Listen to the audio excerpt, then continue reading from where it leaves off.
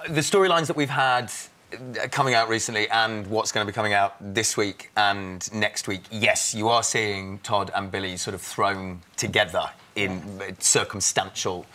and I think through that, they do get closer. Yes. Yeah. Janet, this is all because there's a body buried under Gail's bedroom, you see. Yes. we all know it's Callum, and we know who's done it, don't we? We know that it was Sarah and her sister-in-law, and you know that now, kind of. But this is why it's always getting a bit confused, because she's sort of confessed, but not really. Well, and also it wasn't actually Sarah that did the deed. No, it was. She was just there. She was just there. How do you have any time to do weddings and funerals?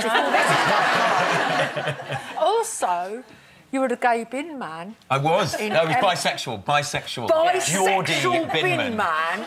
How would you say your career path is going? Fabulously. Yeah, I was. I did. I mean, Emmerdale was... How long ago was that? 10, 12 years ago? Something like that. And, yeah, I did the first ever man-on-man kiss in Emmerdale, which got a lot of complaints, which we loved. So do you think the vicar in Corrie is going to be challenging the same boundaries? I think, yeah, it's similar boundaries, but from a different perspective, from a religious perspective. It's been really interesting to see the growth in people's opinions towards gay couples on television and out gay actors like myself. Because it's true that out in the world at large, gay marriage is just accepted, but the Church of England was really slow. Yes, and it's still a very grey area, certainly where the clergy is concerned. Yeah. Did you have any personal, or did people give you grief personally when you're out and about, and you stop believing that you are that person? Did you get any abuse? Or... A little, yes.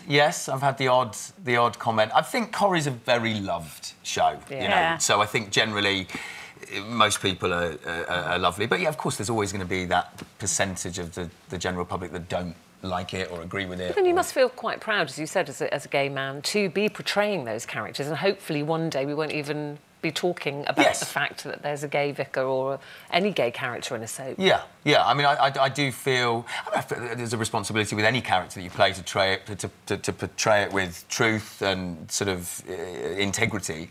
But I think being gay and playing a gay character in a show like Corrie, you do feel a responsibility to represent your people. Yeah.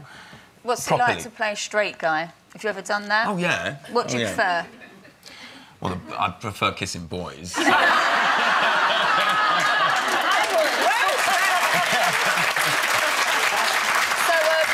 my quote of the week. So when you're in your life, are you actually single or seeing anyone? No, I'm single. Oh, single, ready to mingle? Yeah, been single for about 3 years, actually. So I hear that you used to live with Sherrie. I did, and they used to go on dates and stuff, like she used to help you. Yeah, well, I just got off the phone to her. We were just trying to work out what stories we could tell. In the Dales together. Yeah, there we are. Sherrie was trying to help you date. Well, Sherrie and I lived together. We lived together in Leeds. It was me, Sherrie and my cat, Ralph, who's sadly no longer with us. But, and I was on a dating website. We used to call it boy shopping. I'd say, Sherrie, come have a look at this. Oh, like we'd sit there and have And did she actually pick you anybody that was reliable? No comment. So what's your type? Because I've got many gay friends and single ones. OK. Younger, older? Oh, I don't know, actually. It's about a connection. I don't really... The age thing doesn't necessarily matter. Oh, hang on a minute. Connection. What you mean is grateful. Well, yeah. But listen, 3 years. I don't know about talking about having a partner and a boyfriend in real life, but back to Corrie, obviously Sean is your partner in Corrie. Yes. All right. I'm going to get to the bottom of this. I love Billy and Sean together. I think they're a lovely couple, but it's a soap. You know, we've got to throw some conflict in there. And obviously Billy's brothers arrived, which has thrown a bit of a spanner in the works, and then the whole thing with Callum and Sarah, and it's sort of... I know, it's so good, I love it. Listen, back to your real life. Yes. You said, you know, you're a very out there gay man. Yeah.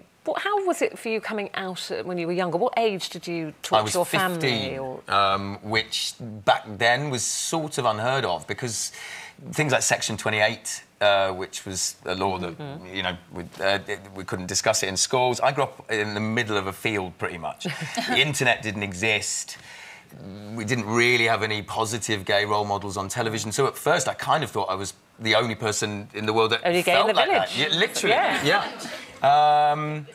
And so I think back then, you know, attitudes were different in the 90s. What did your parents I was going to say. They weren't best pleased at first. You know, it was a shock to them. They didn't expect it. They are very sort of rural. I mean, they're wonderful. I had a wonderful childhood, but I think to them, they just weren't Then expecting wasn't it your grandfather that... My grandfather was amazing. Yeah. He took me down to London. He would be the worst one because he'd be the generation before. Yeah. That, but he took it really well, didn't he? He did take it well. Yeah. And I think my parents are a prime example of people that can change their opinion. Because I think people are scared of what they don't understand. You know, they don't know but about I think even now, if people were really honest, you know, it's a hard thing. We've got to... It takes some getting used to, I suppose. Well, because I think people have children, and these children grow up, and the parents have preconceived ideas as to who these children are going to grow up to be. And when they don't grow up to be the people that they've expected them to be, it's a bit of a... It's a bit of a shock. There's plenty more where that came from. Just click here to watch more interviews with a whole range of famous faces. And click here to subscribe. It's free, so you'd be silly not to, really. Does it get easier over the years?